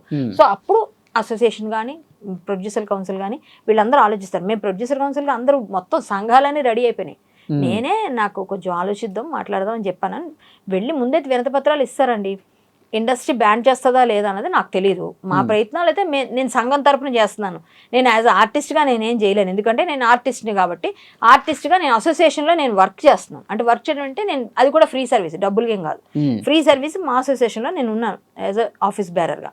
కానీ నేనేమి యాంటీగా ఆయన ఏం చేశాడు అది ఇది అని చెప్పి అక్కడ నేను ఆ విధంగా మాట్లాడుకుంటే ఒక సంఘ నాయకురాలుగా నేను ఆయన గురించి ఫైట్ చేస్తున్నాను. ఇప్పుడు ఇండస్ట్రీ వాళ్ళు కూడా ఆయన ఏదో వేరే ప్లాట్ఫామ్ మీద మాట్లాడాడు, ఆయన ఏదో పొలిటికల్ లైన్ ఆయనకు ఉంది, సో అట్లా చూడండి కానీ ఇండస్ట్రీకి ఎందుకు లింక్ పెడుతున్నారు అనే ప్రమాదం ఉందా? అది నాకు తెలియదండి. ఉండదండి, ఎందుకంటే ఇప్పుడు ఒక మాట చెప్తాను, ఆయన మాట్లాడింది రామాయణం. ఇండస్ట్రీలో రాముడు వేషం వేసిన వాళ్ళు ఉన్నారు, అలాగే రామాయణాలు తీసిన వాళ్ళు ఉన్నారు, ఇప్పుడు నా భక్త రామదాస్ తీలేదా లేకపోతే ఇవన్నీ ఉన్నాయి కదా. వల్లి గారు ఒకటి చెప్పాలి, ముఖ్యంగా వీళ్ళే మాట్లాడకూడదు. అది ఎందుకంటే బీయింగ్ ఏ ప్రామినెంట్ యాక్టర్ ఒక సొసైటీలో మీకంటే ఒక సేవ్ ఉన్నప్పుడు మీలాంటి వాళ్ళు ఇంకా జాగ్రత్తగా వివరించాలి కదా.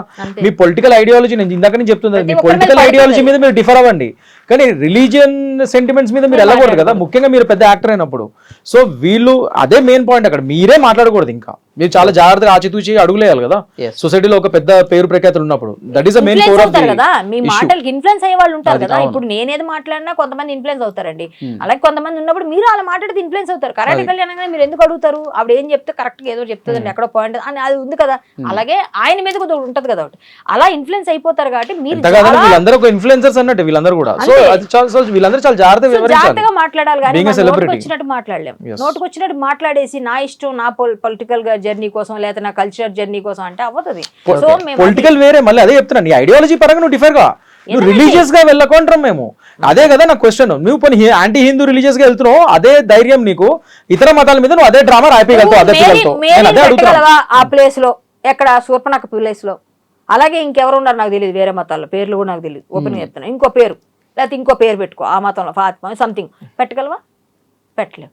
నీకు ఆ ధైర్యం లేదు. వాళ్ళనైతే సపోర్ట్ చేస్తాడు ఈయన. ఎందుకు అంటే వాళ్ళు పాపం చాలా కష్టాల్లో ఉన్నారు, వాళ్ళు నేను ఆదుకోవాలనుకుంటాడు. ఎందుకంటే ఆయన కూడా అక్కడి నుంచి వచ్చాడు, ఎక్కడ క్రిస్టియానిటీ నుంచి. సో వాళ్ళందరిని ఆదుకుంటాడు.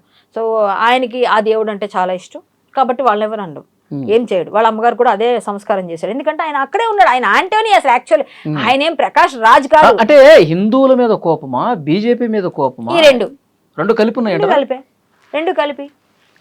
దాన్ని ఏం చేయాలి? రాముడే కదా. బీజేపీకి ఎవరు? మీరు బీజేపీని ఎవరైనా సరే ఫస్ట్ జై శ్రీరామ్ అంటారు, ఎందుకంటే శ్రీరాముడు భక్తులం మేమని. ఆ శ్రీరాముడు భక్తులు అనగానే బీజేపీ జై శ్రీరామ్ అంటే బీజేపీ అని ఫిక్స్ చేసేసి ముద్ర వేస్తారు. కానీ రాముడు పాలించని ప్రదేశం ఎక్కడుంది? ఆసేతు హిమాచలం నుంచి ఎక్కడుందో చూపించమనండి. భారతదేశంలో ఎక్కడుంది? లేనిది చూపించండి. మరి అలాంటప్పుడు ఇప్పుడు మీరు అక్కడ పాకిస్తాన్లో ఉన్నది కూడా లాహోర్ అని చూస్తే కూడా లవపురం కృష్ణపురం అని చెప్తున్నారు కదా. మరి వీళ్ళు ఎవరు? మరి వాళ్ళంతా రాముని సంతతే కదా. సో వీళ్ళంతా ఎక్కడ చూసినా అక్కడ లింక్స్ ఉన్నాయి కదా. సో మనం వెళ్తే చరిత్రలో ఉన్నాయి, కానీ ఇవి కావంటారు వీళ్ళు.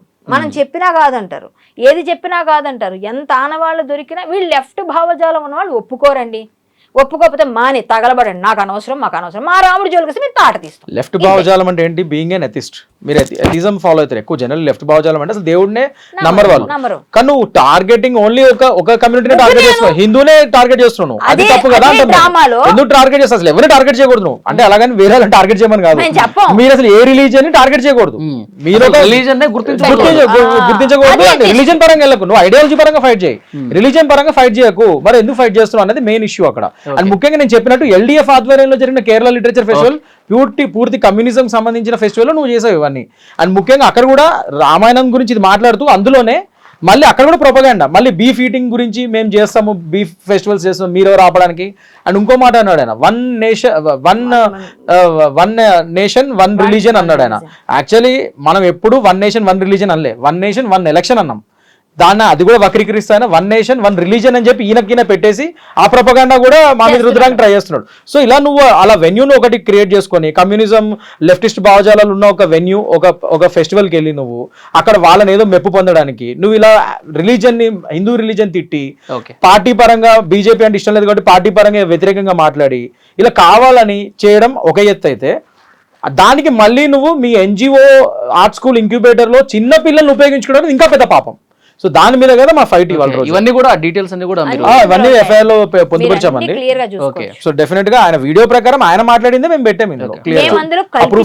ఏమీ లేదండి, ఆయన ఏం మాట్లాడా, ఆయన నోట్లో ఏం వచ్చిందో దాని మూలం ఎక్కడ ఉంది, ఆ మూలంలో ఏం జరుగుతుంది, ఆ మూలంలో పిల్లలు ఎలా సఫర్ అవుతున్నారు, పిల్లలు ఎలా వాడుకుంటున్నాడు, ఏ విధంగా ప్రజల్ని యాంటీ సోషల్ ఎలిమెంట్స్ గా తయారు చేస్తున్నాడు, ఏ విధంగా యాంటీ హిందూ అలాగే అవ్వాలి అంటే ఎలా చేయాలి అని చూస్తున్నాడు. ఇదే ప్లేలెట్ ఏదైతే ప్లేలెట్ చేస్తున్నారు మీరు, దానిలో నేను డిమాండ్ చేస్తున్నాను సేమ్ ప్లేలెట్ మీరు మళ్ళీ సేమ్ రెండు మతాలు, మాది ధర్మం, మాది హిందూ ధర్మం, మాది మతం కాదు, మా మతం అంటారు మీరు. ఒకసారి మీరు ఏదని అనుకోండి, ఆ రెండు మతాల తాలూకా పేర్లు పెట్టి కూడా రిలీజ్ చేయండి. మీకు దమ్ముంటే డేర్ ఉంటే ఆ రెండిటి కూడా చెయ్యి, చూద్దాం. ఇదే మాట్లాడు, మాటలు పెట్టి సేమ్ మేము ఇస్తాం వేదిక, వచ్చి కూర్చొని మాట్లాడు, మేము వేదిక ఇస్తాం, మేము ఇస్తాం. ఒక పెద్ద శిల్పకళా వేదికలో ఎక్కడ పెడతాం చర్చ, రమ్మనండి, రమ్మనండి, రెడీ ఫర్ మాట్లాడదాం. డిబేట్ అండి. మేము debate మీ ready. ద్వారా మేము చెప్తున్నాం ప్రకాష్ రాజ్ గారు కూడా రమ్మనండి. పాలిటిక్స్ పరంగా, ఐడియాలజీ పరంగా, దేని పరంగా అయినా సరే వీఆర్ రెడీ ఫర్ డిబేట్. ఆయన రమ్మనండి, మేము డిబేట్ చేయడానికి రెడీగా ఉన్నాం. ఆన్ సబ్జెక్ట్ మీద డిబేట్ చేయడానికి రెడీగా ఉన్నాం. మేము మేము ఎక్కడో రమ్మనండి. ప్లేస్ మీరు డిసైడ్ చేసిన పర్లేదు, ఆయన మమ్మల్ని కల్చరల్ పాలిటిక్స్ గురించి అంత గొప్పగా చెప్తున్నాడు కదా. We're ready to debate with him on the same cultural politics. రమ్మని చెప్పండి. కల్చరల్ పాలిటిక్స్ గురించి మాట్లాడదాం, మీరు రండి. ఎనీ వెన్యూ మీరు మీ కానీ ద్వారా మీరు చెప్తున్నాం. ఇదే కాకుండా మిగిలిన వాటిలో కూడా మీరు తీసుకురావాలి మరి. మీకు అంత దమ్ము ఉంటే, ధైర్యం. ఓకే ఓకే, మీ కరాడే కళ్యాణ్ గారు అలాగే కృష్ణకాంత్ గారు సవాల్ని ఆయన ఏ మేరకు స్వీకరిస్తాడు అన్నది కూడా చూద్దాం. సో ఇప్పుడు మీరు కేసు అయితే పెట్టారు. సో ఫర్దర్గా పోలీస్ యాక్షన్ ఏ విధంగా ఉంటుంది? చాలా స్టేషన్స్లో కేసులు కూడా నమోదవుతున్నటువంటి నేపథ్యంలో నెక్స్ట్ ఏం జరగబోతుందో చూద్దాం. Thank you very much. Thank you అండి. సో తప్పకుండా ఈ వీడియో మీద మీ అభిప్రాయాన్ని కామెంట్ రూపంలో తెలియజేయండి. And for more videos, Please subscribe to iDream.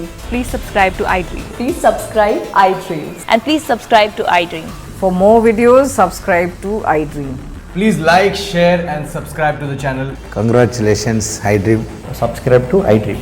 Subscribe to iDream. So subscribe to iDream Media. iDream ki iDream team andarki huge congratulations. Please subscribe iDream Media. Please subscribe to iDream. Subscribe iDream. Please subscribe to iDream. iDream అంటే నా కళల ఛానల్ను subscribe చేసుకున్న నోరు తిరుగుతలేదు, మీరైతే గంట గుర్తు కొట్టండి. For more such videos, please subscribe to iDream. Subscribe to iDream. Please subscribe to iDream. Please subscribe iDream Media. Please do subscribe to iDream. Please subscribe to iDream Media. For best entertainment and information, please subscribe iDream. And don't forget to subscribe to iDream.